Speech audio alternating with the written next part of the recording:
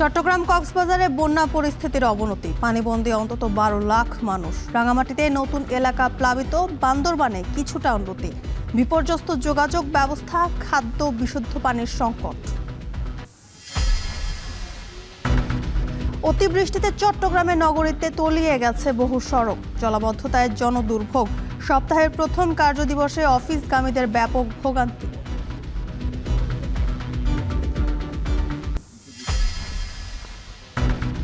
ভারতের সঙ্গে টানাপোড়েনে ব্রাহ্মণবাড়িয়ার আখাউড়া স্থলবন্দরে কমেছে রাজস্ব আয়। আলোচনার মাধ্যমে নিষেধাজ্ঞা প্রত্যাহারের দাবি ব্যবসায়ীদের।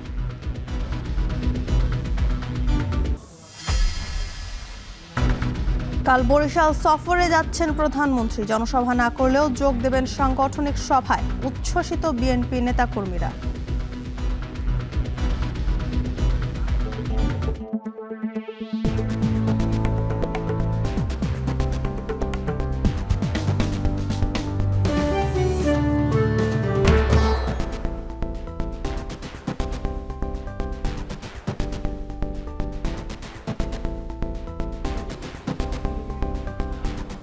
স্বাগত। এখন জনপদে পুরো আয়োজনে আপনাদের সঙ্গে আছি জানসিন জুথিকা। চট্টগ্রামে ভোর থেকে আবারও শুরু হয়েছে ভারী বর্ষণ, ফলে বিভিন্ন স্থানে বন্যা পরিস্থিতির অবনতি হয়েছে। পানিবন্দী অন্তত 8,67,000 মানুষ। এ নিয়ে বিস্তারিত জানাতে বাঁশখালী থেকে যুক্ত হচ্ছেন শোয়েব রহমান। শোয়েব, চট্টগ্রামের বন্যা পরিস্থিতির খবর বিস্তারিত জানাবেন।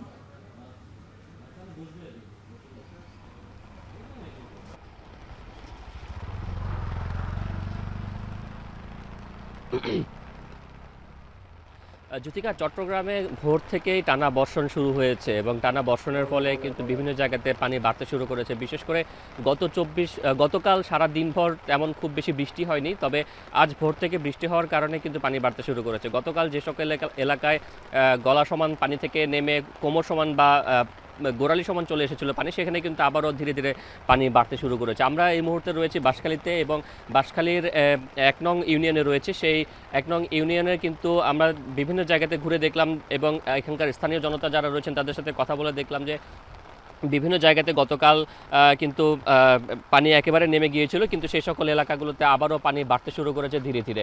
এবং এখন পর্যন্ত চট্টগ্রামের এই বন্যায় কিন্তু 8,67,000-এর বেশি মানুষ বিভিন্নভাবে ক্ষতিগ্রস্ত হয়েছেন, অর্থাৎ বন্যায় পানিবন্দী হয়ে পড়েছেন কিংবা পাহাড় ধসে ঘরবাড়ি ভেঙে গিয়ে ক্ষতিগ্রস্ত হয়েছেন। এবং এর পাশাপাশি প্রায় 292 কিলোমিটার সড়ক কিন্তু পানিতে তলিয়ে গেছে।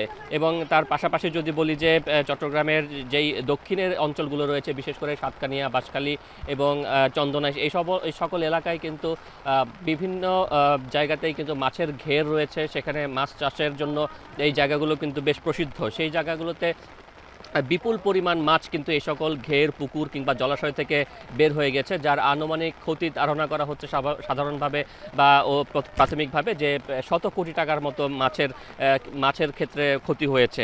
এবং চন্দনাইশ, সাতকানিয়া, বাঁশখালী এইসব জায়গাগুলোতে কিন্তু বিভিন্ন ধরনের সবজি এবং ফসল আবাদ হয়, সেগুলোও কিন্তু বিভিন্ন জায়গাতে পানিতে তলিয়ে গিয়েছে। কৃষি এবং মৎস্য খাতে সেই যে ক্ষতি, সেটি শত কোটি টাকার উপরে কিন্তু ক্ষতি হয়েছে বলে প্রাথমিকভাবে ধারণা করা হচ্ছে। তবে এখনও পর্যন্ত যেহেতু বিভিন্ন জমি, ফসলি ক্ষেত এবং সেই সাথে মাছের ঘের পানিতে তলিয়ে আছে, পানি নামার পরে প্রকৃত যে ক্ষয়ক্ষতি সেটি তখন প্রকৃতভাবে নিরূপণ করা সম্ভব হবে বলে কিন্তু স্থানীয় প্রশাসন জানাচ্ছেন। এবং এই সকল এলাকাগুলোতে যারা পানিবন্দী হয়ে রয়েছেন, বিশেষ করে দুর্গম এলাকাগুলোতে, সেইখানে এখনও পর্যন্ত ত্রাণ সরবরাহ স্বাভাবিক হয়নি বা ত্রাণ পৌঁছাচ্ছে না বলে কিন্তু অনেকেই অভিযোগ করছেন। এবং তারা বলছেন যে মূলত যে সকল জায়গাগুলোতে সহজে যাতায়াত করা যাচ্ছে নৌকাযোগে কিংবা পায়ে হেঁটে, সেই সব জায়গাগুলোতে মূলত ত্রাণ যাচ্ছে, কিন্তু দুর্গম এলাকাগুলোতে মানুষ অনাহারে দিনাতিপাত করছেন। বিশেষ করে নারী, শিশু, বৃদ্ধ যারা রয়েছেন তারা কিন্তু নিদারুণ কষ্টে দিনাতিপাত করছেন। এবং চট্টগ্রাম কক্সবাজার মহাসড়কের বিভিন্ন জায়গাতে পানি উঠে কিন্তু সড়ক বন্ধ হয়ে গিয়েছিল, কিন্তু গতকাল সারাদিন বৃষ্টিপাত না হওয়ার কারণে বেশিরভাগ জায়গা থেকে পানি নেমে গিয়েছে সড়কের। তবে আজ আবার যেহেতু ভোর থেকে বৃষ্টি শুরু হয়েছে এবং পানি বাড়তে শুরু করেছে, সেইখানে পানি আবারও সড়কে উঠে আসতে পারে বলে কিন্তু আশঙ্কা করা হচ্ছে। এবং বন্যা পূর্বাভাসে বলা হচ্ছে 13 তারিখ পর্যন্ত এই ধরনের বৃষ্টিপাত অব্যাহত থাকবে এবং 13 তারিখের পরে গিয়ে হয়তো বা বন্যা পরিস্থিতির কিছুটা উন্নতি হতে পারে। জ্যোতিকা। চট্টগ্রামে বন্যা পরিস্থিতির অবনতির খবর জানাতে যুক্ত ছিলেন শোয়েব রহমান। এদিকে সকাল থেকেই ভারী বৃষ্টিতে তলিয়েছে চট্টগ্রাম শহরের রাজপথ। এ নিয়ে জানাতে চট্টগ্রাম নগরী থেকে যুক্ত হচ্ছেন কাজী মাহফুজ। মাহফুজ, কোন কোন সড়ক পানিতে তলিয়েছে জানাবেন।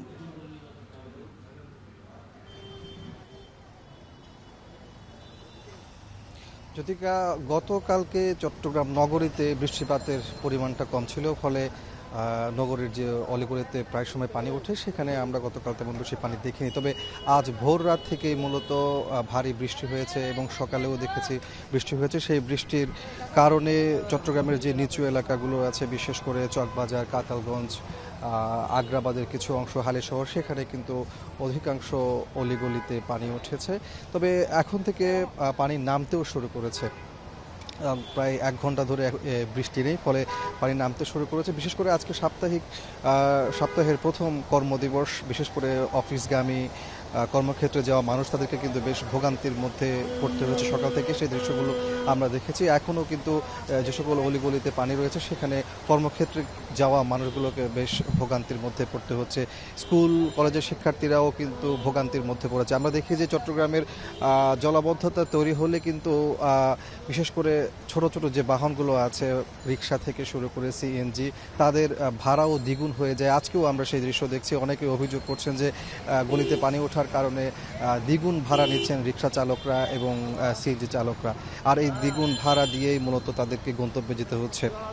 চট্টগ্রামের যে আসলে জলাবদ্ধতা, এটি নতুন কোনো বিষয় নয়। বৃষ্টি হলে জলাবদ্ধতা সৃষ্টি, সেটি কিন্তু চট্টগ্রামের প্রতিনিয়ত আমরা দেখে থাকি। এবং জলাবদ্ধতা নিরসনের জন্য চট্টগ্রাম উন্নয়ন কর্তৃপক্ষ, পানি উন্নয়ন বোর্ড, সিটি কর্পোরেশন, তারা দীর্ঘদিন ধরে মেগা প্রকল্প বাস্তবায়ন করছে। আমরা তার মধ্যে দেখেছি যে প্রায় 14,000 কোটি টাকার 3টি প্রকল্পর কাজ চলমান রয়েছে। এর মধ্যে আমরা সিডিএর মাধ্যমে যেটি জানতে পেরেছি, সবচেয়ে তারা বড় মেগা প্রকল্প বাস্তবায়ন করছে। সেই জায়গাতে আমাদেরকে তারা জানিয়েছেন যে 30টি খালের কাজ পুরোপুরি তারা শেষ করেছেন। একই সাথে 5টি খালের প্রায় 98% কাজ শেষ হয়েছে। একটি খালের কাজ এখনও পর্যন্ত 68% হয়েছে। সেই খালের সাথে সংযুক্ত যে সকল সড়কগুলো রয়েছে, সেখানে মূলত জলাবদ্ধতা তৈরি হচ্ছে, এমনটি সিডিএ পক্ষ থেকে জানানো হয়েছে। এবং দ্রুত সময়ের মধ্যে সেই হিজড়া খাল, অর্থাৎ যে খালের কাজ 68% শেষ হয়েছে, সেটি শেষ হলে পরে চট্টগ্রাম নগরীর মানুষ জলাবদ্ধতার কবল থেকে অনেকটাই মুক্তি পাবে, এমনটি জানিয়েছেন। তবে আসলে সেই কাজ কবে নাগাদ পুরোপুরি শেষ হবে, সেটি নিশ্চিত করে কেউ বলতে পারছেন না। এমন অবস্থায় বৃষ্টি হলে জলাবদ্ধতা সৃষ্টি, নগরবাসীর ভোগান্তি, সেটি কিন্তু এখানকার মানুষকে ভোগ করতে হচ্ছে। এবং সেই অবস্থা থেকে পরিত্রাণের জন্য নগরবাসী, যারা এই সংশ্লিষ্ট প্রকল্পগুলো বাস্তবায়ন করছেন, তাদেরকে অনুরোধ জানিয়েছেন। একই সাথে সিটি কর্পোরেশন এবং সিডিএর পক্ষ থেকেও কিন্তু বারবার করে বলা হচ্ছে নগরবাসীকে তাদের বর্জ্য থেকে শুরু করে বাসাবাড়ির যে বর্জ্য, সেগুলো যেন যত্রতত্র না ফেলে, অর্থাৎ নালা এবং খালের মধ্যে না ফেলে, সেই বিষয়ে কিন্তু সচেতন করা হচ্ছে। তো সব কিছু মিলিয়ে বলা যায় যে আসলে চট্টগ্রামে ভোর রাত থেকে যে ভারী বৃষ্টি, সেই বৃষ্টির কারণেই মূলত নগরীর অলিগলিতে পানি উঠেছে।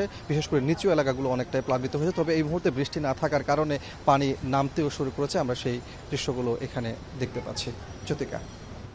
চট্টগ্রাম থেকে বিস্তারিত জানাতে যুক্ত ছিলেন কাজী মাহফুজ।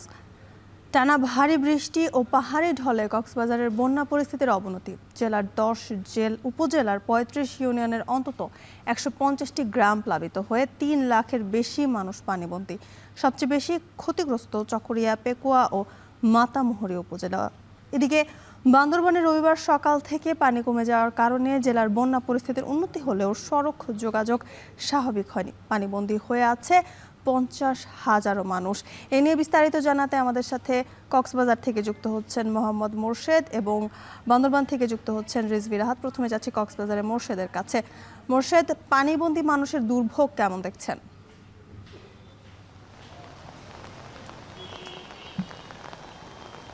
যদিকা শুরুতে বলে রাখি, কক্সবাজারে গত 24 ঘন্টায় 115 মিলিমিটার পর্যন্ত বৃষ্টিপাত রেকর্ড করা হয়েছে। আমরা যতটুকু খবর নিয়েছি, চকরিয়া, পেকুয়ায় বন্যার পানি কিছুটা কমতে শুরু করেছে, কিন্তু মানুষের দুর্ভোগ কিন্তু কমছে না।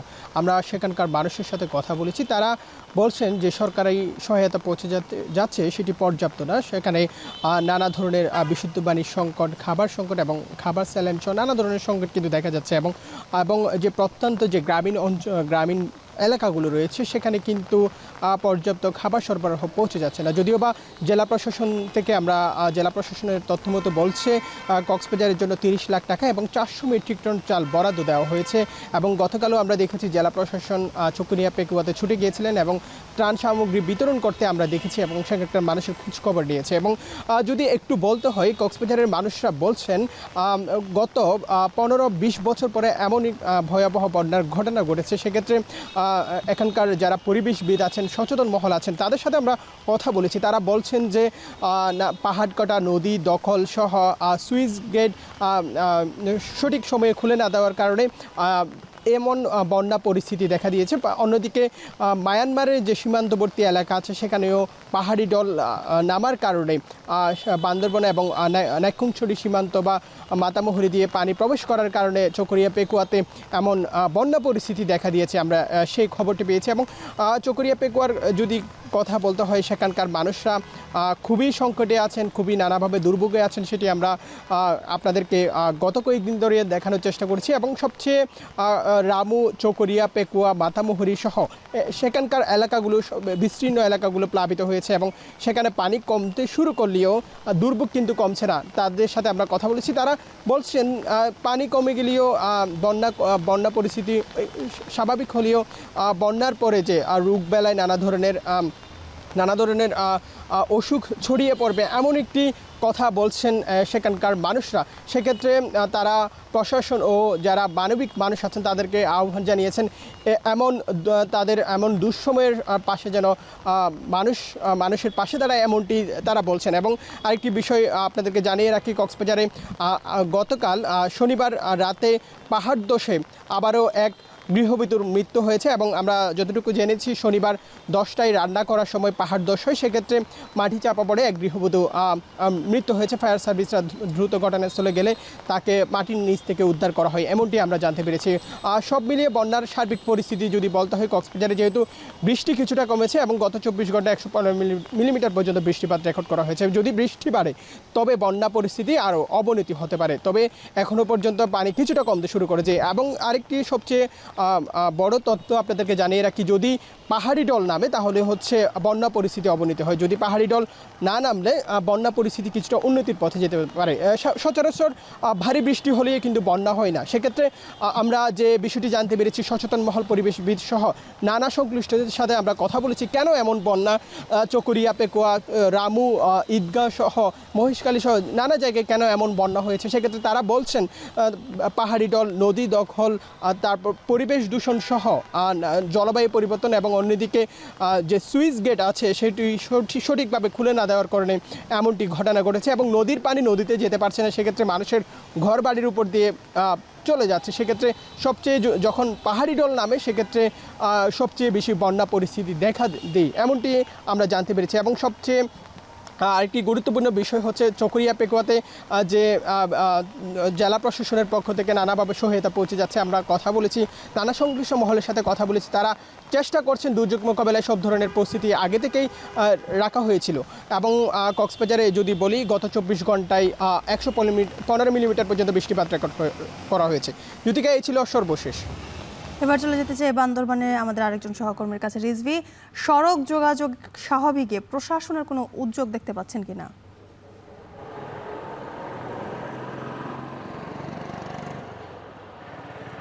টানা 7 দিন পর কিন্তু ভারী বর্ষণের পরে কিন্তু আজ সকালে বৃষ্টি নেই বললে চলে। তারপরে কিছুক্ষণ পর গুড়ি বৃষ্টি পড়ছে। তো একটি বিষয় জানিয়ে রাখি, আজ আমরা দেখতে পেয়েছি গতকালের তুলনায় কিন্তু আজ সকালের থেকে কিন্তু পানি কিছুটা কমেছে, কিছুটা বলতে 3 থেকে 4 ফিটের মতো পানি কমেছে। তো একটি বিষয় জানিয়ে রাখি, প্রশাসনের সাথে আমরা কথা বলেছি, তারা যে 220টি আশ্রয়কেন্দ্রে মানুষজন আশ্রয় নিয়েছে তাদেরকে কিন্তু খিচুড়ি, শুকনো খাবার এবং ত্রাণ সামগ্রী তারা বিতরণ করছেন বলে আমাদেরকে জানিয়েছে।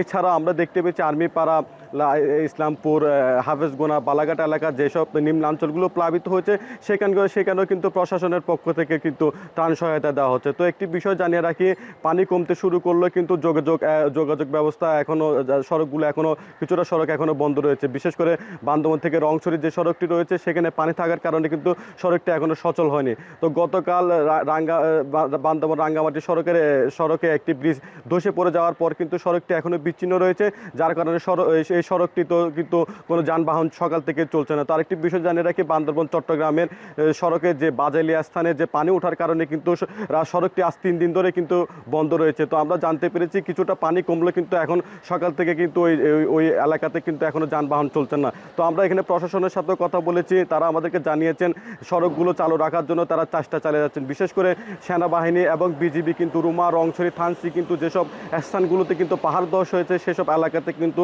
সড়কগুলোতে তারা কিন্তু কাজ করছে সড়কগুলো সচল রাখার জন্য।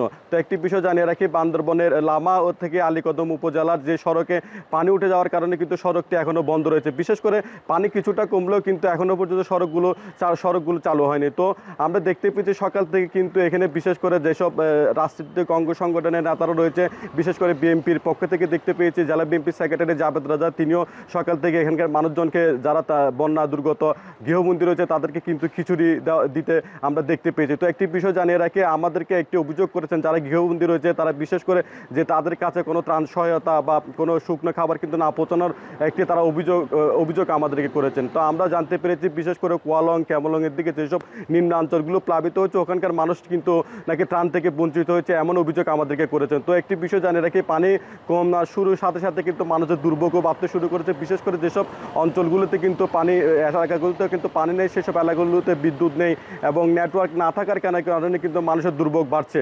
তো পানি কমার সাথে সাথে মানুষের দুর্ভোগের চিহ্ন এবং ক্ষয়ক্ষতির চিহ্ন কিন্তু আস্তে আস্তে ফুটে উঠছে। যদি বৃষ্টি না থাকে কিন্তু পানি একদম কমে যাবে এবং মানুষের জীবনও স্বাভাবিক হবে বলে এমনটাই প্রত্যাশা করছেন। তো এই ছিল আমার কাছে বান্দরবান থেকে সবশেষ তথ্য। বন্যা পরিস্থিতির খবর জানাতে যুক্ত ছিলেন সহকর্মীরা। ভোলায় মেঘনা ও তেতুলিয়া নদীর মধ্যবর্তী কুষ্টি চরের 6টিতেই নেই সাইক্লোন শেল্টার। 15টিতে আছে নামমাত্র 1-2টি করে আশ্রয় কেন্দ্র। জেলার 20 লাখ মানুষের আশ্রয়ের জন্য 900 সাইক্লোন শেল্টার রয়েছে, যাতে আশ্রয় মিলবে মোট জনসংখ্যার 4 ভাগের 1 ভাগ। বাকি 3 ভাগ থেকে যাচ্ছে অরক্ষিত। তাই বড় ধরনের ক্ষতির আগেই সব মানুষদের আশ্রয় কেন্দ্রের আওতায় আনার দাবি সংশ্লিষ্টদের। অঙ্কুর রায়ের ছবিতে ইমতিয়াজুর রহমানের প্রতিবেদন।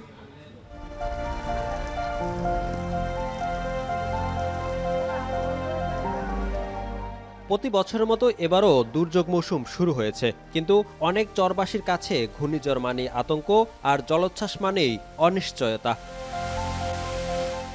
দৌলতখান উপজেলার মদনপুর ইউনিয়নের চরমুন্সি গ্রামে প্রায় 4,500 মানুষের বসবাস, রয়েছে কয়েক হাজার গরু ও মহিষও। অথচ প্রাকৃতিক দুর্যোগে আশ্রয় নেবার মতো নেই কোনো সাইক্লোন শেল্টার। স্থানীয়দের তথ্য অনুযায়ী ঢালচর, পূর্ব ঢালচর, চর লাদেন, চর লক্ষ্মী, হাজিপুর, চর শামসুদ্দিন, কাজীর চর, চর সুলতানিয়া এবং চর কচুয়াতেই নেই আশ্রয় কেন্দ্র। এসব চরে বসবাস করে অর্ধলক্ষাধিক মানুষ। 21টি চরের বেশিরভাগই রয়েছে মাত্র 1 বা 2টি আশ্রয় কেন্দ্র। বড় ক্ষয়ক্ষতির আগেই সবাইকে নিরাপদ আশ্রয় আনার দাবি ঝুঁকিতে থাকা মানুষদের। সাইক্লোন সেন্টার এখান থেকে বহু দূরে, সাইক্লোন সেন্টার যাই দিলে কমসে কম 2 মাইল যাইতে। আমাদের এই জায়গায় ঝড় তুফান হইলে আমাদের কোনো থাকার মতো স্থায়ী কোনো ঠিকানা নাই। 2-3 দিন আগে মাইকিং করে কইলেও আমরা কোনো মিল যাইতে পারি না, কারণ ধারে কোনো সাইকেল সেন্টার নাই। জ্বর চলার শেষ হইলে আমরা তো আল্লাহরে বুলাই আর ডাকি, খালি আল্লাহরে ডাকি আর ঘরে জিকির আজকার করি আর থাকি যে আল্লাহ যদি আমাকে রাখবো। মাননীয় প্রধানমন্ত্রী সহকারে যারা আছেন সরকারি কর্মকর্তা, আমরা চাইব যে আমাদের আশ্রয় কেন্দ্রটি নির্মাণ করার জন্য এবং আমাদের সুব্যবস্থা করার জন্য, যাতে বন্যায়, সিগনালে এবং ঝড় তুফানে মানুষগুলা ভালোভাবে বসবাস করতে পারে। ঝুঁকিপূর্ণ বাসিন্দাদের আশ্রয় কেন্দ্রের আওতায় আনতে প্রকল্প গ্রহণের কথা জানান জেলা প্রশাসক, আর ব্যবস্থা গ্রহণের আশ্বাস দুর্যোগ ব্যবস্থাপনা ও ত্রাণ মন্ত্রণালয়ের সচিবের। চরাঞ্চলগুলিতে সাইক্লোন শেল্টার নাই, সেগুলোতে আমরা অগ্রাধিকার ভিত্তিতে আমরা পত্র দিব যে যাতে করে ওই অঞ্চলগুলোতে সাইক্লোন শেল্টার নির্মাণ করা হয়, কারণ এটা একটা বেসিক বিষয়। কারণ ঢালচরের মতো দুর্গম যে জায়গাগুলো আছে সেখান থেকে আসলে রেস্কিউ করে আনা এটা খুবই ডিফিকাল্ট একটা বিষয়। যদি এরকম কোনো প্রয়োজনীয়তা থাকে জেলা প্রশাসক মহোদয় আমাদেরকে চিঠি লিখলে আমরা প্রয়োজনীয় উদ্যোগ গ্রহণ করব। আমাদের এরকম আশ্রয় কেন্দ্র, আমাদের প্রকল্প রয়েছে, সেই প্রকল্পের আওতায় যদি প্রয়োজন হয় অবশ্যই আমরা ভোলায় এই আয়োজন করব। জেলা প্রশাসনের তথ্য অনুযায়ী ভোলার 7 উপজেলায় প্রায় 20 লাখ মানুষের জন্য রয়েছে 919টি সাইক্লোন শেল্টার। এসব আশ্রয় কেন্দ্রে জায়গা হবে মোট জনসংখ্যার 1/4। নিরাপদ আশ্রয়ের বাইরে থেকে যাচ্ছে প্রায় 15 লাখ মানুষ। ইমতিয়াজ রহমান, এখন ভোলা। সুনামগঞ্জে পাহাড়ি ঢল অব্যাহত থাকায় বাড়ছে নদ নদীর পানি। প্রতিনিয়ত দুশ্চিন্তায় সময় পার করছেন এই অঞ্চলের মানুষরা। ইতিমধ্যে বন্যা মোকাবেলায় সব ধরনের প্রস্তুতি নিয়েছে জেলা প্রশাসন। অন্যদিকে মৌলভীবাজারের সবকটি নদীর পানি বিপদসীমার নিচ দিয়ে প্রবাহিত হচ্ছে। তবে উজানে বৃষ্টি হলে আবারও বাড়বে বন্যার সংখ্যা। বিস্তারিত জানাতে সুনামগঞ্জ থেকে সরাসরি যুক্ত হচ্ছেন লিপসান আহমেদ, আর মৌলভীবাজার থেকে এম এ হামিদ। প্রথমে যাচ্ছি লিপসান আহমেদের কাছে। লিপসান, নদ নদীর পানি তো বাড়ছে, কেমন দেখছেন পরিস্থিতি?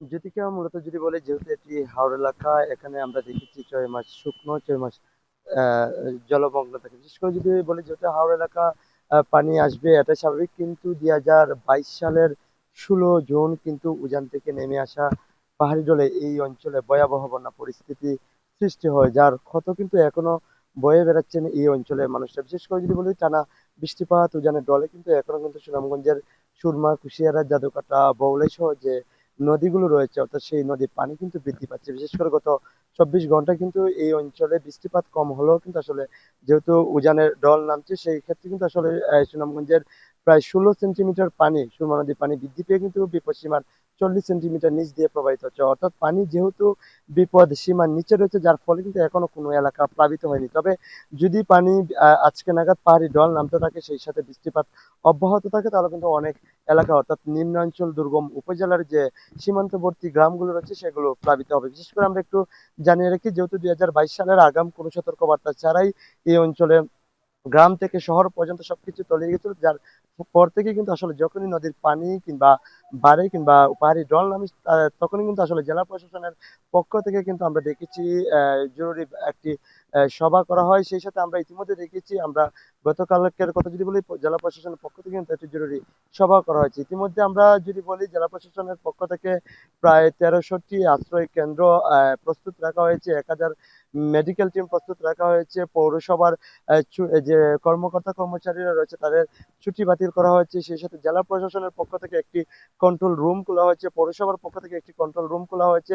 পাশাপাশি মসজিদ, মন্দিরেও কিন্তু মাইকিং করা হচ্ছে। যদি পাহাড়ি ঢলে কোনো এলাকা প্লাবিত হয়ে থাকে, তাহলে তারা বিভিন্ন যে কন্ট্রোল রুমের নাম্বার তারা প্রচার করছেন, যাতে সেই নাম্বারে যোগাযোগ করা হয়। পাশাপাশি কিন্তু 12 উপজেলার যে নির্বাহী কর্মকর্তারা রয়েছে, তাদেরকেও কিন্তু আসলে নির্দেশনা দেওয়া হচ্ছে, যদি কোনো এলাকা প্লাবিত হয়ে থাকে, সেই এলাকায় যাতে তারা তাৎক্ষণিক যে মানুষগুলো পানিবন্দী রয়েছে, তাদেরকে যাতে আশ্রয় কেন্দ্রে নিয়ে যান। সেই সাথে ইতিমধ্যে আমরা দেখেছি বিভিন্ন উপজেলায় কিন্তু 12টি উপজেলা কিন্তু 1200 প্যাকেট যে শুকনো খাবার সেটি পৌঁছে দেওয়া হয়েছে। পাশাপাশি জিয়ার চালও কিন্তু প্রস্তুত রাখা হচ্ছে। তবে এখানকার মানুষরা যেটি বলছেন, যে এই যে প্রতি বছরে বছরে তাদের যে বন্যা আতঙ্ক, সেটি থেকে যে নদীগুলো, অর্থাৎ সুনামগঞ্জে যে নদীগুলো নাব্যতা হারাচ্ছে, সেগুলো আসলে যাতে দ্রুত খনন করা হয়। পাশাপাশি এই যে বন্যা মোকাবেলার যে আগাম যে সতর্কবার্তা, সেটা যাতে সঠিকভাবে, অর্থাৎ আমরা দেখেছি মাঝে আমরা যেটি দেখেছি যে প্রশাসনের পক্ষ থেকে এক ধরনের সতর্কবার্তা দেওয়া হলেও কিন্তু পানি উন্নয়ন বোর্ড সেটি ভিন্নভাবে প্রচার করে, যার ফলে দুইটি যেটি সরকারি দপ্তর, দুটি থেকেই যাতে একই ধরনের বার্তা মানুষের কাছে পৌঁছানো হয়, যাতে বিভ্রান্তিমূলক তথ্য পৌঁছানো না হয়, সেটি কেবল এই অঞ্চলের মানুষদের তারা দাবি করছেন। তবে আমরা যদি বলি, ইতিমধ্যে পাহাড়ি ঢলে কিন্তু আমরা যদি বলি, তাহিরপুরে যে সড়ক, সেটি কিন্তু গতকাল পর্যন্ত কিন্তু প্লাবিত ছিল। আজকে সেই সড়ক কিন্তু আসলে ইতিমধ্যে যান চলাচল, সড়ক থেকে পানি নেমে গেছে। পাশাপাশি জগন্নাথপুর উপজেলায় কিন্তু আসলে একটি সড়ক কুশিয়ারা নদীর পানির স্রোতে আসলে ভেঙে গিয়েছিল, সেটি দিয়ে কিন্তু 8 গ্রামের মানুষ সেটা যোগাযোগ বিচ্ছিন্ন। তবে সব মিলিয়ে বলা যায়, যেহেতু এখনো পানি বিপদ সীমার নিচে রয়েছে, যার ফলে কিন্তু এই অঞ্চলে এখনো কোনো এলাকা প্লাবিত হয়নি। তবে যদি পানি বিপদ সীমার উপরে উঠে, তাহলে কিন্তু এই অঞ্চলের নিম্ন অঞ্চল প্লাবিত হয়ে অনেক মানুষই কিন্তু আসলে পানিবন্দী হয়ে পড়বেন। জ্যোতিকা, এবার যেতে চাই হামিদের কাছে। হামিদ, মৌলভীবাজারে আজকের আবহাওয়ার পরিস্থিতি কি দেখছেন?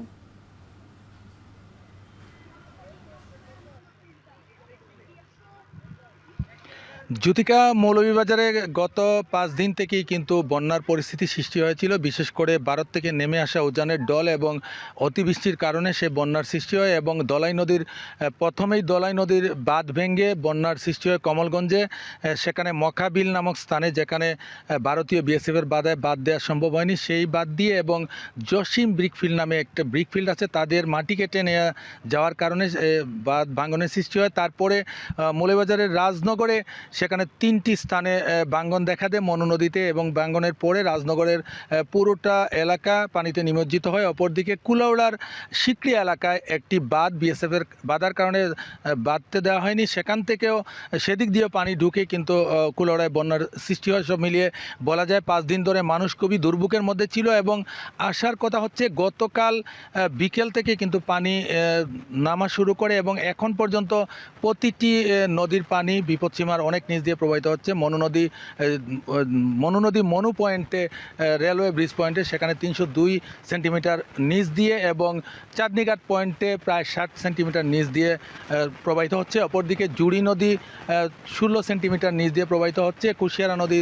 প্রায় 10 সেন্টিমিটার নিচ দিয়ে প্রবাহিত হচ্ছে, এবং দলাই নদী প্রায় 300 উপরে নিচ দিয়ে প্রবাহিত হচ্ছে। সব মিলিয়ে বলা যায় বন্যা পরিস্থিতির এখন পর্যন্ত উন্নতির দিকে যাচ্ছে, কিন্তু আকাশ মেঘলা রয়েছে। আবহাওয়া পর্যবেক্ষণ অধিদপ্তর শ্রীমঙ্গলের আবহাওয়াবিদ আনিসুর রহমান জানিয়েছেন যে আসলে 13 তারিখ পর্যন্ত এই বৃষ্টি অব্যাহত থাকতে পারে, এবং ভারতের উজানে বৃষ্টিপাত অব্যাহত থাকলে তখন কিন্তু বন্যার সৃষ্টি হতে পারে। আমি কথা বলেছিলাম পানি উন্নয়ন বোর্ডের নির্বাহী প্রকৌশলী খালিদ বিন অলিদের সাথে। তিনি জানিয়েছেন যে এই মুহূর্তে বৃষ্টি না থাকার কারণে দ্রুত নদীর পানি কমছে এবং বন্যা পরিস্থিতি স্বাভাবিক হচ্ছে। যদিও দলাই নদীর 7টি স্পটে ঝুঁকিপূর্ণ রয়েছে এবং মনু নদীর 3টি স্থানে ঝুঁকিপূর্ণ রয়েছে। তারা বলছেন পানি নেমে গেলে সেখানে কাজ শুরু করবেন। জেলা প্রশাসনের পক্ষ থেকে জানানো হয়েছে যে তারা এ পর্যন্ত 1750 প্যাকেট শুকনো খাবার এবং 110 মেট্রিক টন চাল 7টি উপজেলায় সরবরাহ করেছেন। তারা পর্যাপ্ত পরিমাণে ত্রাণ রয়েছে, তারা সেই ত্রাণগুলো বিতরণের ব্যবস্থা নিচ্ছেন। কিন্তু অপরদিকে যারা বিভিন্ন আশ্রয় কেন্দ্র বা অন্যান্য উঁচু স্থানে যে তারা পর্যাপ্ত পরিমাণে ত্রাণ পাননি, 20টি আশ্রয় কেন্দ্র খোলা হয়েছে রাজনগর এবং সদরে। সেখানে 2150 জনের মতো লোক বসবাস করছেন, এবং আস্তে আস্তে পানি নামার সাথে সাথে মানুষজন বাড়িতে ফিরছেন, কিন্তু তাদের বাড়িঘরের যে অবস্থা, তাদের আসবাবপত্র সহ যে যদি বলি সেক্ষেত্রে আউশ 119 হেক্টর, আমন 48.50 হেক্টর, রবি শস্য 26.50 হেক্টর, এবং গ্রামীণ যে 45 কিলোমিটার নষ্ট হয়ে গিয়েছে। এবং এ পর্যন্ত ক্ষতিগ্রস্ত হয়েছে, 5টি সেতু কালভার্ট ক্ষতিগ্রস্ত হয়েছে, এবং 2টি ব্রিজ, 2টি শিক্ষা প্রতিষ্ঠান বন্যার পানিতে নষ্ট হয়েছে। এই ছিল আমার কাছে মৌলভীবাজার থেকে বন্যা পরিস্থিতি নিয়ে সবশেষ। জ্যোতিকা।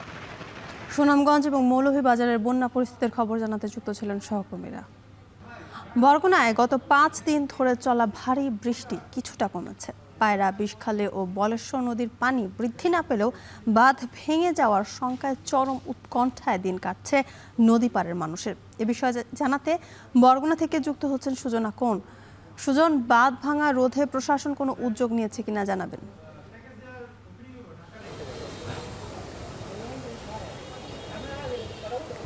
জ্যোতিকা, আসলে গত 4 থেকে 5 দিন ধরে কিন্তু মুষলধারে বৃষ্টিতে কিন্তু এক প্রকার বেকায়দায় পড়েছেন বরগুনার মানুষজন। বিশেষ করে পায়রা, বিষখালী এবং বলেশ্বর এই 3 নদীর যেসব বেড়িবাঁধ রয়েছে, সেই বেড়িবাঁধের পাশে যেসব মানুষ বসবাস করে তারা কিন্তু বেশ বেকায়দায় পড়েছেন। পাশাপাশি তারা কিন্তু আতঙ্কের মধ্যে এই কয়েকদিন কিন্তু আতঙ্কের মধ্যে তারা দিন পার করেছেন। বিশেষ করে এই অঞ্চলে কিন্তু বৈরী আবহাওয়া, বিশেষ করে কোনো বন্যা, ঝড়, জলোচ্ছ্বাসে কিন্তু তাদের বেশ জানমাল নিয়ে কিন্তু বেশ চিন্তার মধ্যে থাকতে হয়। এর আগেও আমরা দেখতে পেয়েছি যে প্রতি বছরই কিন্তু বরগুনায় যে 805 কিলোমিটার বেড়িবাঁধ রয়েছে, তার মধ্যে 44 কিলোমিটার বেড়িবাঁধ কিন্তু ভাঙন প্রবণ বেড়িবাঁধ। অর্থাৎ এই সব বেড়িবাঁধ কিন্তু যে কোনো বন্যা, জলোচ্ছ্বাসেই কিন্তু এইসব বেড়িবাঁধ ভেঙে কিন্তু লোকালয়ে পানি ঢুকে পড়ে। এরা কিন্তু এই পায়রা, বলেশ্বর এবং বিষখালী এই 3 নদীর যেসব বেড়িবাঁধের বাইরেও কিন্তু কয়েক হাজার মানুষ বসবাস করে। অর্থাৎ প্রতি বছরই যেসব বেড়িবাঁধ ভেঙে যায়, তার ভেতরে যে বেড়িবাঁধ তৈরি করা হয়, এরপর বাইরে যেসব মানুষ বসবাস করে তারাও কিন্তু আস্তে আস্তে যেই ভাঙন কবলিত এলাকার মধ্যে থাকে, তারা কিন্তু বেশ চিন্তায় থাকে। অর্থাৎ স্বাভাবিক জোয়ারের থেকে 2 থেকে 3 ফিট কিংবা 4 ফিট পানি বেশি হলেই কিন্তু তারা প্লাবিত হয়। বিশেষ করে তাদের গবাদি পশু কিংবা ফসলি জমি, মাছের ঘের, এসব জিনিস নিয়ে কিন্তু তারা বেশ বেকায়দায় পড়তে হয়। এর মধ্যে সবথেকে অর্থনৈতিক সংকটের মধ্যে পড়েছে বরগুনার জেলে পল্লীগুলো, অর্থাৎ বরগুনার কিন্তু পাথরকাটায় দেশের দ্বিতীয় বৃহত্তম মৎস্য অবতরণ কেন্দ্র। সেখানে কিন্তু প্রতি বছরই কিন্তু কোটি কোটি টাকার বাণিজ্য হয়, অর্থাৎ বাংলাদেশের কিন্তু সামুদ্রিক যেসব মাছ, এখানে কিন্তু দেশের দ্বিতীয় বৃহত্তম মৎস্য অবতরণ কেন্দ্রে কিন্তু কয়েক হাজার কোটি টাকার কিন্তু মাছ এখান থেকে বাংলাদেশের ঢাকা সহ বিভিন্ন এলাকায় কিন্তু এখান থেকে মাছ গিয়ে থাকে। বিশেষ করে এই যে 58 দিনের যে নিষেধাজ্ঞা, সেটি কিন্তু গত মাসে শেষ হয়েছে। তারপরেই কিন্তু এখন যে বৃষ্টির সময়টা, সেই বৃষ্টির সময়টা জেলেরা বলছে যে সমুদ্রে কিন্তু বেশিরভাগ সময় কিন্তু এই মাসটাই কিন্তু সব থেকে বেশি ইলিশ সহ অন্যান্য সামুদ্রিক মাছ কিন্তু আহরণ বেশি হয়। কিন্তু এই সময়টায় বৈরী আবহাওয়ার কারণে তাদের কিন্তু সমুদ্র থেকে ফিরে আসতে হয়েছে, যার কারণে অর্থনৈতিক যে একটি ঘাটতি, বিশেষ করে এইসব জেলেরা কিন্তু বা জেলের ট্রলার মালিক সমিতির যারা পক্ষ থেকেও কিন্তু জানানো হয়েছে যে ট্রলার মালিকরাও কিন্তু দেনাগ্রস্ত থাকে, অর্থাৎ লোন থাকে কিংবা সুদে টাকা নিয়ে এসে কিন্তু তারা সমুদ্রে মাছ ধরতে শিকারের জন্য কিন্তু তারা যায়, যার কারণে তারা কিন্তু সমুদ্রে অবস্থান না করে কিন্তু অনেকে কিন্তু এই প্রত্যেকটি ট্রলার কিন্তু 4 থেকে 5 লাখ টাকার বাজার নিয়ে কিন্তু সমুদ্রে অবস্থান করতে হয়। তারা কিন্তু 10 থেকে 15 দিন অবস্থান করে সমুদ্রে, কিন্তু সেই সময়টায় কিন্তু তারা 2 থেকে 3 দিনও কিন্তু মাছ শিকার করেই তারা তীরে ফিরে এসেছে, যার কারণে অর্থনৈতিক একটি মন্দা কিন্তু সেটি কিন্তু ভাব কিন্তু আমরা দেখতে পেয়েছি এই পাথরঘাটা বিএফডিসি ঘাটে। অন্য একটি বিষয় আপনাকে জানিয়ে রাখতে চাই, এই বৈরী আবহাওয়ার মধ্যেও কিন্তু অনেক জেলেরা সমুদ্রে মাছ শিকারে গিয়েছে। এর মধ্যে কিন্তু একটি ট্রলার কিন্তু দুর্ঘটনার শিকারও কিন্তু হয়েছে। এর ভিতরে আমি জানিয়ে রাখতে চাই 3 থেকে 4 দিন আগে কিন্তু বরগুনার তালতলির একটি ট্রলার কিন্তু সমুদ্রে গিয়ে ডুবে যায়। বিশেষ করে কুয়াকাটা সমুদ্র সৈকত থেকে প্রায় 50 থেকে 60 কিলোমিটার গভীরে এই ট্রলারটি 18 জন জেলে নিয়ে ডুবে যায় এবং এখন পর্যন্ত 16 জনকে জীবিত উদ্ধার করা হয়েছে এবং একজনের মরদেহ, ডুবে যাওয়া ট্রলার সহ একজনের মরদেহ উদ্ধার করা হলো। এখনও একজন জেলে নিখোঁজ রয়েছে। সব মিলিয়ে এই ছিল আমার কাছে বরগুনা থেকে সবশেষ।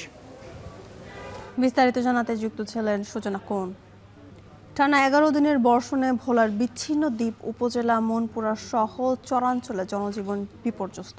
পানিবন্দী রয়েছে প্রায় 20,000 মানুষ। এ বিষয়ে জানাতে ভোলা থেকে যুক্ত হচ্ছেন সহকর্মী ইমতিয়াজুর রহমান। ইমতিয়াজ, পানিবন্দী মানুষের দুর্ভোগ কেমন দেখছেন? জ্যোতিকা, টানা 11 দিনের বর্ষণে দ্বীপ জেলা ভোলায় ব্যাপক বিপর্যয় নেমে এসেছে। বিশেষ করে ভোলার বিচ্ছিন্ন উপজেলা মনপুরার 5টি ইউনিয়ন, সাকুচিয়া, উত্তর সাকুচিয়া, দক্ষিণ সাকুচিয়া সহ হাজিরহাট, চরকরাতুরি, মনপুরা ইউনিয়ন, প্রতিটি ইউনিয়নের মানুষ কিন্তু একরকম পানিবন্দী অবস্থায় রয়েছে। বিশেষ করে আপনাকে জানিয়ে বাদেরহাট রয়েছে, দক্ষিণ সাকুচিয়া ইউনিয়নের চরজতির এলাকা, বেশ কিছু এলাকা বেরিবাজার বাইরের এলাকায় অতি বর্ষণের কারণে জলাবদ্ধতা সৃষ্টি হয়েছে। এতে করে এই এলাকার মানুষ পানিবন্দী অবস্থায় রয়েছে বলেও কিন্তু আমাদেরকে জানিয়েছে। আমরা এলাকার খবর নিয়ে যেমনটা জানতে পেরেছি, ওই এলাকায় প্রায় 18 থেকে 20,000 মানুষ পানিবন্দী অবস্থায় রয়েছে। প্রতিনিয়ত যে বৃষ্টিপাত হচ্ছে, বৃষ্টিপাতের কারণে কিন্তু পানির পরিমাণ দিন দিন বৃদ্ধি পাচ্ছে। কেননা আপনাকে জানিয়ে রাখি, মনপুরা উপজেলায় নতুন বেড়িবাঁধ নির্মাণ হচ্ছে। নতুন বেড়িবাঁধ নির্মাণের কারণে সুইচ গেট যে সকলগুলো ছিল তা ইতিমধ্যে বন্ধ রাখা হয়েছে। বন্ধ থাকার কারণে কিন্তু জলকপাট বন্ধ থাকার কারণে এই এলাকাগুলোতে পানিবন্দী অবস্থা রয়েছে। পানিবন্দী থাকার কারণে কিন্তু এলাকার মানুষ একরকম বিপর্যয় হয়ে পড়েছে। এতে করে খাদ্য সংকট দেখা দিয়েছে বেশ কিছু এলাকায়। এছাড়াও যে নিরাপদ যে সুপ্রিয় পানির সংকটের কথাও কিন্তু এলাকাবাসী জানিয়েছে। এতে করে উপজেলা প্রশাসনের পক্ষ থেকে তেমন কোনো পদক্ষেপ গ্রহণ করা হয়নি বলে কিন্তু স্থানীয়রা ক্ষোভ প্রকাশ করেছে। আর এছাড়াও আপনাকে জানিয়ে রাখি, শুধু যে মনপুরা উপজেলা তা কিন্তু না, ভোলার চরপেশন উপজেলায় কিন্তু হাজারীগঞ্জ, চরমানিকা সহ বেশ কিছু এলাকায়, যেমন 8 কপাট 5 কপাট এলাকাতেও পানিবন্দী অবস্থা রয়েছে। সেখানেও জলাবদ্ধতা সৃষ্টি হয়েছে বলে কিন্তু স্থানীয়রা জানিয়েছে। এই এলাকাগুলোতে যে জেলা প্রশাসন এবং উপজেলা প্রশাসনের পক্ষ থেকে তেমন কোনো পদক্ষেপ গ্রহণ না করার কারণে কিন্তু এলাকাবাসী ক্ষোভ প্রকাশ করেছে। তারা বলছেন যে যখনই জলাবদ্ধতা সৃষ্টি হয় বা ঝড় জলতা হয়, তখন কিন্তু তাদের পাশে কিন্তু জেলা প্রশাসন বা প্রশাসনের তেমন কোনো পদক্ষেপ তারা পায়নি। এতে করে তারা এখন নির্বিচার, অর্ধাহারে, অনাহারে এবং সুপ্রিয় পানির সংকটে মানবত জীবনযাপন করছেন। তবে আপনাকে আরেকটা বিষয় জানিয়ে রাখি, ভোলার বিচ্ছিন্ন উপজেলা মনপুরার কিন্তু বিচ্ছিন্ন একটি ইউনিয়ন রয়েছে চরকলাতলি। এই চরকলাতলির মানুষ কিন্তু ঘূর্ণিঝড়ের সময় বা ঝড় জলোচ্ছ্বাসের ব্যাপক নাজেহাল অবস্থা সৃষ্টি হয়, কেননা জলাবদ্ধতার পাশাপাশি অতি জোয়ারে কিন্তু তারা একরকম নাজেহাল অবস্থা সৃষ্টি হয়। তাদের ঘরের যে মেঝে পর্যন্ত পানি ওঠার কারণে তারা একরকম বিপর্যয় হয়ে পড়ে। এছাড়াও কিন্তু ভোলা সদর উপজেলার যে ইউনিয়নগুলো রয়েছে, বেড়িবাঁধের বাইরে রাজাপুর সহ যে ইউনিয়নগুলো, সেখানে কিন্তু অতি জোয়ারের কারণে নিম্নাঞ্চল প্লাবিত হওয়ার কারণে প্রায় পানিবন্দী অবস্থায় কিন্তু মানুষজন থাকে। এছাড়াও কিন্তু যে সুপেয় পানির সংকট কিন্তু ভোলার প্রতিটি এলাকায় কিন্তু যখনই ঝড় জলোচ্ছ্বাস বা বন্যার পানি বৃদ্ধি পায় সেখানে সৃষ্টি হয়। এতে করে পানিবাহিত রোগের একটা সংক্রমণ বৃদ্ধি পাওয়ার কথা রয়েছে। কিন্তু এক্ষেত্রে কিন্তু ভোলা সিভিল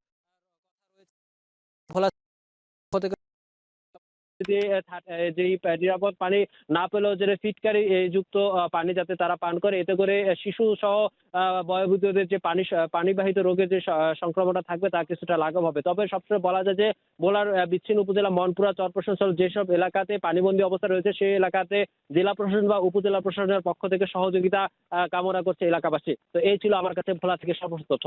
জ্যোতিকা। ভোলার চরাঞ্চলে জনজীবন বিপর্যস্ত, সে খবর জানাতে যুক্ত ছিলেন ইমতিয়াজুর রহমান। ভারতের সঙ্গে কূটনৈতিক টানাপোড়েনে আখাউড়া স্থলবন্দরে গত অর্থ বছরের আশানুরূপ রপ্তানি আয় বাড়েনি, আর অনিয়মিত পণ্য আমদানির কারণে রাজস্ব আয়ও পড়েছে ভাটা। ব্যবসায়ীদের দাবি, উচ্চ চাহিদা সম্পন্ন কয়েকটি পণ্য আমদানিতে ভারতের নিষেধাজ্ঞার কারণে ক্ষতিগ্রস্ত হচ্ছে রপ্তানি বাণিজ্য। সরকারের উচ্চ পর্যায়ের আলোচনার মাধ্যমে নিষেধাজ্ঞা প্রত্যাহারের দাবি তাদের। আজিজুল সঞ্চয়ের প্রতিবেদন। আখাউড়া স্থলবন্দরের ইয়ার্ডে অপেক্ষমান এসব পণ্যবোঝাই ট্রাকের গন্তব্য ভারত। এসব ট্রাকে রয়েছে হিমায়িত মাছ, আটা, ময়দা, ভোজ্য তেল। বর্তমানে রপ্তানি পণ্যের তালিকা ছোট হয়ে এলেও এখনও রাজস্ব উপার্জনে ভূমিকা রাখছে দেশের অন্যতম বৃহৎ ও রপ্তানিমুখী স্থলবন্দর আখাউড়া।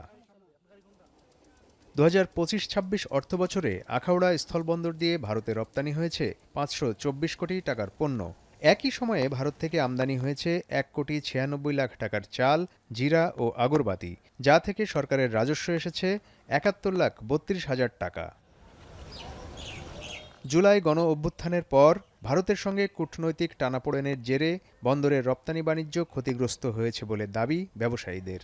গত বছরের মে মাসে ত্রিপুরা, আসাম, মেঘালয় ও মিজোরামের স্থলবন্দরগুলো দিয়ে প্লাস্টিক, প্রক্রিয়াজাত খাবার, পিভিসি সামগ্রী ও তুলার মতো কয়েকটি পণ্য আমদানিতে ভারত সরকারের নিষেধাজ্ঞার কারণে আখাউড়া স্থলবন্দরের রপ্তানি প্রায় 30% কমে যায়। নিষিদ্ধ পণ্য ব্যতীত সব ধরনের পণ্যের আমদানি নিষেধাজ্ঞা উঠিয়ে সব ধরনের পণ্য আমদানি করার জন্য অনুরোধ করছি। আলোচনার মাধ্যমে আমাদের এই বন্দরগুলো খুলে দেয় এবং আমাদের ব্যবসা যেন আমরা রপ্তানি বাণিজ্য করতে পারি, সে বিষয়ে আমাদেরকে সহায়তা করার জন্য। এক্সপোর্টটা যে বন্ধ হয়ে আছে, এটা যেন খুব দ্রুত সময়ের মধ্যে একটা কূটনৈতিক পর্যায়ে চিঠি চালাচালি করে আমাদের এই রপ্তানির যে ব্যারিয়ারটা আছে এটা যেন ক্লিয়ার করে দেয়। বাংলাদেশ থেকে রপ্তানি বন্ধের কারণে ত্রিপুরার বাজারে দাম বেড়েছে নিষেধাজ্ঞার কবলে পড়া পণ্যগুলোর। তাই দুই দেশের সরকারের আলোচনার মাধ্যমে দ্রুত নিষেধাজ্ঞা প্রত্যাহারের দাবি ত্রিপুরার ব্যবসায়ীদের। আমরা ভারত সরকারের কাছে আবেদন রাখছি যাতে এটাকে তাড়াতাড়ি সম্ভব এই যেটা পাবন্দি আছে এটা তুলে দেওয়ার জন্য। আর বাংলাদেশ সরকারের মাননীয় প্রধানমন্ত্রীজির কাছে আবেদন রাখবো, স্যার এটাও যাতে খুলে দেওয়া হোক। আমদানি রপ্তানি বাড়াতে ব্যবসায়ীদের দাবির বিষয়ে ঊর্ধ্বতন কর্তৃপক্ষকে অবগত করা হয়েছে বলে জানায় শুল্ক কর্তৃপক্ষ। এই বিষয়গুলোকে আমরা আমাদের স্টেক হোল্ডারদের মতামত হিসেবে আমরা আমাদের ঊর্ধ্বতন কর্তৃপক্ষকে আমরা অবগত করেছি। এখন ঊর্ধ্বতন কর্তৃপক্ষের সিদ্ধান্ত মোতাবেক পরবর্তী পদক্ষেপ আমরা নিব এবং তাদের যে কোনো সিদ্ধান্তকে ফ্যাসিলিটেট করার জন্য আমরা আখাউড়া স্থল কাস্টম স্টেশনে আমরা যারা আছি আমরা প্রস্তুত আছি। 1994 সাল থেকে ভারতের সঙ্গে পণ্য আমদানি রপ্তানি বাণিজ্য চলছে আখাউড়া স্থলবন্দর দিয়ে। এসব পণ্য ত্রিপুরা থেকে উত্তর পূর্ব রাজ্যগুলোতে সরবরাহ করা হয়। এখন ব্রাহ্মণবাড়িয়া। কাল বরিশাল যাচ্ছেন প্রধানমন্ত্রী তারেক রহমান, তবে এই উপলক্ষে নেই কোনো জাঁকজমক। বর্ষার কারণে হচ্ছে না জনসভা, তবে সাংগঠনিক সভা করবেন বিএনপি চেয়ারম্যান। প্রিয় নেতাকে কাছে পাওয়ার আনন্দে বিএনপি কর্মীরা বেশ উচ্ছ্বসিত। সাংগঠনিক সভায় স্থানীয় উন্নয়নের গুরুত্বপূর্ণ বিষয় আলোচনা হতে পারে। মাহমুদুন নবীর তোলা ছবিতে ফিরদাউস সোহাগের প্রতিবেদন। প্রধানমন্ত্রী হবার পর এই প্রথম বরিশাল যাচ্ছেন তারেক রহমান।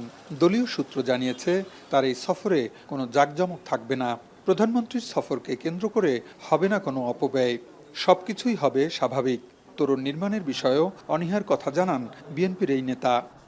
ওনার কথা হলো যে বরিশালে উনি আসবেন বা যে কোনো জায়গায় যাবেন, সেখানে শত শত গেট হবে, তোরণ হবে, এখানে যে টাকা পয়সাটা খরচ হবে, এই টাকা পয়সাটা খরচটাকে উনি মনে করেন যে এটা একটা অপব্যয়। বরিশাল জেলায় সংসদীয় আসন 6টি, সবগুলো আসনেই বিএনপি মনোনীত প্রার্থীরা জয়লাভ করেছেন। স্থানীয় বিএনপির উচ্চ পর্যায়ের নেতারা মনে করেন এ কারণে দলীয় প্রধান সন্তুষ্ট। মাননীয় প্রধানমন্ত্রী বরিশালের বিএনপির উপর অত্যন্ত খুশি। আমরা আমাদের দাবির মধ্যে থেকে আমরা উপস্থাপন করব বরিশালের 6 লাইনকে রূপান্তরিত করা, ভোলা বরিশালের সেতুকে বাস্তবায়ন করা, ভোলার গ্যাস বা বরিশালে আনা, এই সমস্ত দাবি আমরা উপস্থাপন করব। বর্ষার কারণে এবার বরিশালে থাকছে না কোনো জনসভা, তবে সাংগঠনিক সভায় জেলা শিল্পকলা একাডেমিতে যোগ দেবেন প্রধানমন্ত্রী। কর্মসূচি থাকবে যে উনি বরিশাল জেলা মহানগর আর কি উত্তর দক্ষিণ মহানগরের তৃণমূল পর্যায়ের নেতা সাংগঠনিক অবস্থাটা কি এটা জানার জন্য একটা সাংগঠনিক সভা আর কি। প্রধানমন্ত্রীর আগমন নিরাপদ করতে যথাযথ ব্যবস্থা গ্রহণ করা হয়েছে বলে জানায় পুলিশের এই কর্মকর্তা। মাননীয় প্রধানমন্ত্রীর আগমন অত্যন্ত সুন্দর হবে, নির্ঝঞ্ঝাট হবে, শঙ্কামুক্ত হবে এবং নিরাপত্তার ব্যাপারে কোনো ধরনের কোনো ছাড় দেওয়া হবে না। প্রধানমন্ত্রী সড়ক পথে ঢাকা থেকে বরিশালে আসবেন। কর্মসূচি শেষে সড়ক পথে একই দিনে ঢাকা ফিরবেন তিনি। কীর্তনখোলা নদী তীরের এই বদ্ধভূমি খালপাড়ে প্রতিদিন অসংখ্য প্রকৃতিপ্রেমীর ভিড় জমে। এখানেই প্রধানমন্ত্রী একটি গাছের চারা রোপণ করবেন। ওই একই দিন একই সময় 5 শতাধিক গাছের চারা রোপণ করা হবে। বাকি গাছের চারাগুলো রোপণ করবেন বিএনপির বিভিন্ন পর্যায়ের নেতাকর্মীরা। ফেরদাউস সোহাগ, এখন বরিশাল। টানা 5 দিন বন্ধ থাকার পর আজ থেকে চট্টগ্রাম কক্সবাজার রুটে ট্রেন চলাচল পুনরায় শুরু হচ্ছে। শনিবার ক্ষতিগ্রস্ত রেলপথের নিচে পাথর প্রবেশ করিয়ে প্রায় 300 মিটার রেল লাইন 14 ইঞ্চি উঁচু করেছে রেলওয়ের প্রকৌশল বিভাগ। প্রয়োজনীয় প্রকৌশলগত কাজ শেষ করে রোববার ভোর থেকেই নির্ধারিত সময়সূচি অনুযায়ী ট্রেন চলাচল শুরু করবে। রেলওয়ের প্রকৌশল ও পরিবহন বিভাগ জানায়, টানা ভারী বৃষ্টির কারণে মঙ্গলবার থেকে 16 শহর 2000 সেকশনের জান আলীহাট স্টেশনের 1 কিলোমিটার আগে শমসের পাড়া এলাকার প্রায় 500 মিটার রেলপথ পানিতে তলিয়ে যায়। রেলপথ থেকে পানি সর্বোচ্চ 21 ইঞ্চি পর্যন্ত উঠে গেলে এই রুটে ট্রেন চলাচল বন্ধ ঘোষণা করা হয়। শনিবার সারাদিন বিশেষ ট্রেনে আনা পাথর দিয়ে ক্ষতিগ্রস্ত 300 মিটার অংশে লাইন লিফটিংয়ের কাজ সম্পন্ন করা হবে। বাংলাদেশের 13তম সিটি কর্পোরেশন হিসেবে বগুড়া সিটি কর্পোরেশনের দাপ্তরিক কাজ শেষ হলেও মাঠ পর্যায়ে এখনও মেলেনি সিটি কর্পোরেশনের সুযোগ সুবিধা। যানজট, জলাবদ্ধতা আর বেহাল ড্রেনেজ ব্যবস্থায় নাজেহাল বগুড়াবাসী। উন্নয়ন বঞ্চিত জনগোষ্ঠীকে এগিয়ে নিতে দ্রুত নাগরিক সুবিধা বাড়ানোর দাবি বগুড়াবাসীর। সাইফুল সাগর ও রবিউল ইসলামের ছবিতে বিস্তারিত রাজীব সেলিমের প্রতিবেদনে। প্রতি বছরই বর্ষায় পানিবন্দী হয়ে পড়ে নবগঠিত বগুড়া সিটি কর্পোরেশনের বাসিন্দারা। মৌসুমের শুরু থেকেই সামান্য বৃষ্টিপাতে বাড়ে জলাবদ্ধতার ভোগান্তি। মাঝ বর্ষায় মৌসুমি বায়ুর প্রভাবে টানা কয়েকদিনের বৃষ্টিপাতে জলাবদ্ধতায় ভাসছে বগুড়া শহরের বেশ কিছু এলাকা। অপরিকল্পিত ড্রেনেজ ব্যবস্থা ও ড্রেনের স্বল্পতায় সময়মতো বৃষ্টির পানি নিষ্কাশন হয় না। ভারী বর্ষণে পানিবন্দী হয়ে পড়ে নগরীর নারুলি, কৈপাড়া, সেউজগাড়ি, বাদুরতলা সহ বেশ কিছু এলাকার হাজার হাজার মানুষ। তাদের দাবি, দীর্ঘদিনের অবহেলিত বগুড়া পৌরসভা সিটি কর্পোরেশন হিসেবে স্বীকৃতি পেয়েছে। এবার যথাযথ নাগরিক সেবা চান তারা। সামান্য পরিমাণ বৃষ্টিও যদি হয় তাহলে এই রাস্তাটা এমন পানি হয় যেটা বাচ্চাদের সাঁতার কেটে যাওয়ার মতো হয়। কেউ এদিক দিয়ে রিক্সা, ভ্যান, সাইকেল কিচ্ছু নিয়ে যেতে পারে না। আমরা এই দীর্ঘদিন যাবৎ এই অঞ্চলের যত মানুষ আছে এই ভোগান্তি শিকার হচ্ছি। অতি দ্রুত চাই এটার একটা সুষ্ঠু সমাধান হোক। অতি দ্রুত এই রাস্তার কাজগুলো যেন ধরে সিটি প্রশাসন। জলাবদ্ধতা নিরসনের পাশাপাশি যত্রতত্র ময়লা আবর্জনার ভাগার, অনিয়ন্ত্রিত যানজট আর খানাখন্দে বিপর্যস্ত যোগাযোগ ব্যবস্থা থেকে মুক্তি চান নগরবাসী। নগরীর ভেতরে এই হাল, আর বর্ধিত অংশের কোথাও কোথাও এখনও পৌঁছেনি নাগরিক সেবা। তাই শুধু কাগজে কলমে সিটি কর্পোরেশন নয়, দ্রুত এসব সমস্যার সমাধান করে নগরীকে বসবাস উপযোগী করে গড়ে তোলার দাবি স্থানীয়দের। যানজটটা বগুড়া শহরের এখন বলতে পারেন যে খুবই প্রকট আকার ধারণ করেছে। এই যানজট নিরসনের ব্যবস্থা করতে হবে। অনেক রাস্তায় আছে পানি জমে যায়, এই ড্রেনগুলো নতুন করে করা রাস্তাঘাট, নতুন করে বগুড়া একটা নতুন রূপে অঙ্গীকার প্রকাশ করাটা আমাদের বগুড়াবাসীর দাবি। বিচ্ছিন্নভাবে নয়, মাস্টার প্ল্যান অনুযায়ী বগুড়ার উন্নয়ন হবে বলে জানান নবগঠিত বগুড়া সিটি কর্পোরেশনের প্রশাসক। আমাদের পরিকল্পনা রয়েছে, মাস্টার প্ল্যান আসছে, সে মাস্টার প্ল্যান মোতাবেক আমাদের বগুড়া শহরকে পরিকল্পিতভাবে আমরা কাজ এগিয়ে নিয়ে যাবো আর কি। এখানে একটা কাজ, ওইখানে এভাবে না, মাস্টার প্ল্যান মোতাবেক স্বচ্ছভাবে কাজ হবে। প্রায় 70 বর্গ কিলোমিটার আয়তনের বগুড়া সিটি কর্পোরেশন এলাকায় 10 লাখ মানুষের বসবাস। নতুন সিটি কর্পোরেশন হিসেবে সকল নাগরিক সুযোগ সুবিধার আওতায় আসবে বগুড়া, এই প্রত্যাশা সিটি কর্পোরেশনের বাসিন্দাদের। রাজীব সেলিম, এখন বগুড়া। এই ছিল এখন জনপদ। এখন টেলিভিশন ওয়েবসাইটে দেখতে ভিজিট করুন এখন.tv, এছাড়া ফেসবুকে দেখতে ভিজিট করুন facebook.com/tv.এখন এবং ইউটিউবে দেখতে ভিজিট করুন youtube.com/c/echontv।